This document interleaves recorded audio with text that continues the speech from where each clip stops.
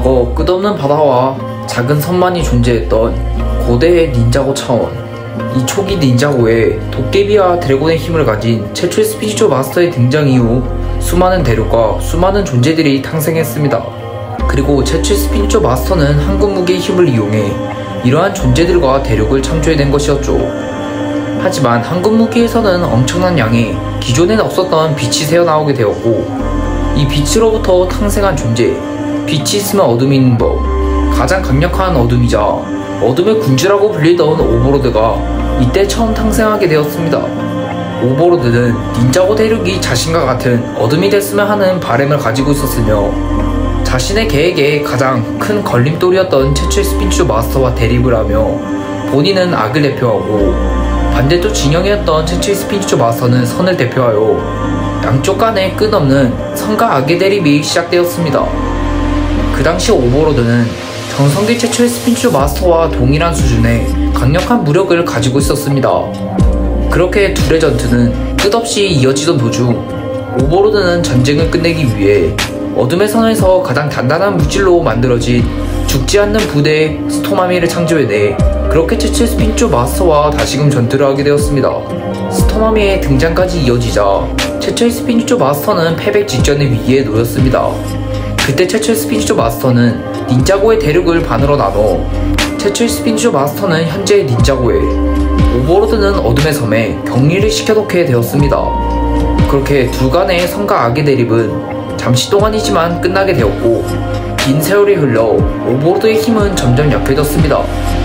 하지만 오버로드는 이를 가만히 지켜볼 일이 없었죠. 오버로드는 완벽한 육체로 부활하기 위한 계획을 오랜 시간에 거쳐 세우기 시작했고, 그 시작점에는 위대한 파괴자가 있었습니다.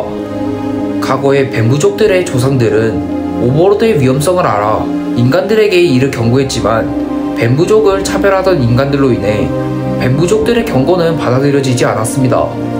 그리고 그 심각성을 보다 제대로 알리기 위해 위대한 파괴자를 파견하였지만, 그 위대한 파괴자 역시 인간들의 손에 끝내 사망하게 되면서 그렇게 위대한 파괴자는 사망했습니다. 하지만 그렇게 사망한 위대한 파괴자는 오버로드로 인해 악의 하신으로 환생하게 되었습니다. 그렇게 위대한 파괴자는 죽지 않는 분멸의 뱀이라는 별명이 생겼으며, 최초의 스피리추 마스터의 첫째 자식이었던 가마돈을 물어 그를 서서히 타락시키게 되었습니다. 그렇게 긴 세월이 지나가게 되고, 가마돈은 오버로드의 바램처럼 끝내 흑화하여 황금 무기를 가진 채 닌자고를 위협하게 되었습니다. 하지만 닌자들로 인해 가마돈의 황금 무기는 우주 어딘가로 사라지게 되어 가마돈은 황금 무기가 아닌 새로운 힘을 원했습니다. 그때쯤 그가 발견한 곳이 어둠의 섬, 그리고 그 어둠의 섬에서는 오버로드가 살고 있었죠. 그렇게 오버로드는 가마돈을 도와주며 닌자고를 지배할 계획을 세우게 됩니다.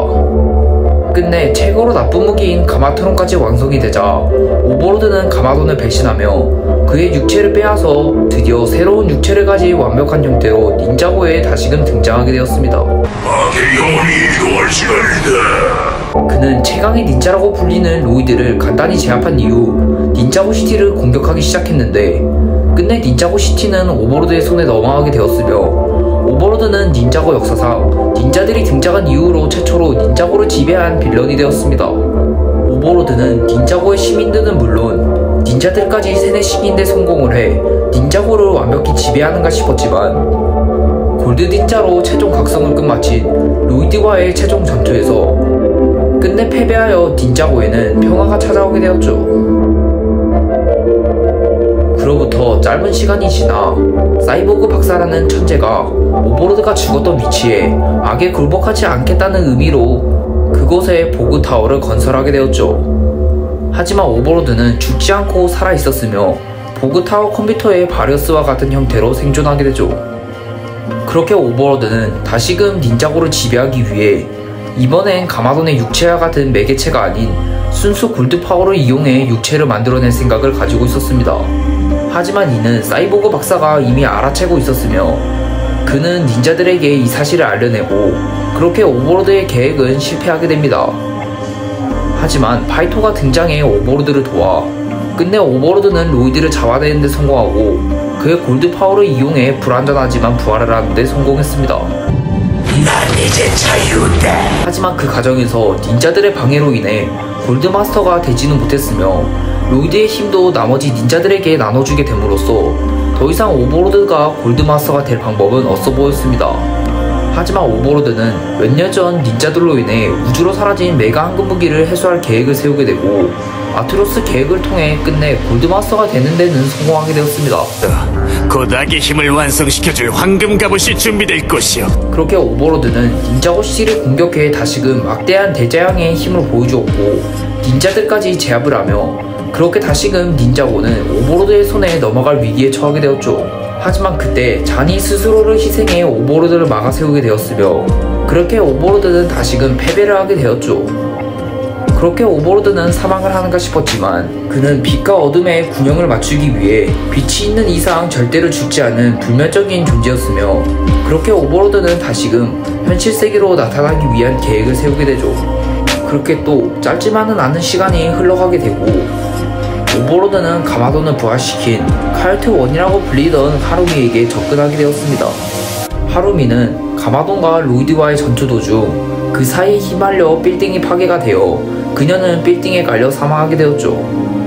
그렇게 하루미는 닌자고 세계관 내 사후세계라고 불리는 왕자의 땅에 도착하게 되었으며 왕자의 땅을 자유자재로 넘나들 수 있는 오버로드는 하루미를 부활시켜주는 조건으로 그녀가 다시금 오버로드를 현실세계에 불러낼 것을 명하게 됩니다.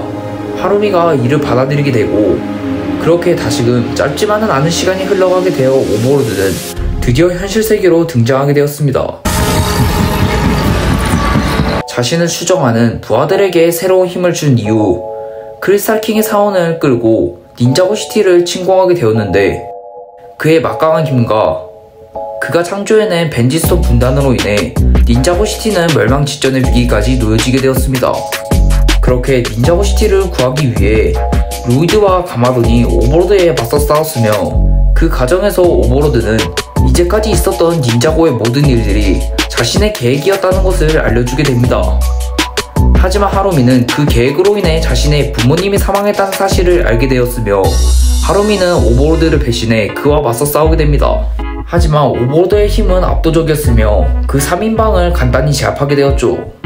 하지만 닌자 4인방의 희생으로 인해 끝내 울트라 골드 드래곤과 함께 나타난 로이드는 오버로드를 간단히 제압하게 되었으며 그렇게 오버로드는 다시금 쓸쓸한 퇴장을 하게 되었죠.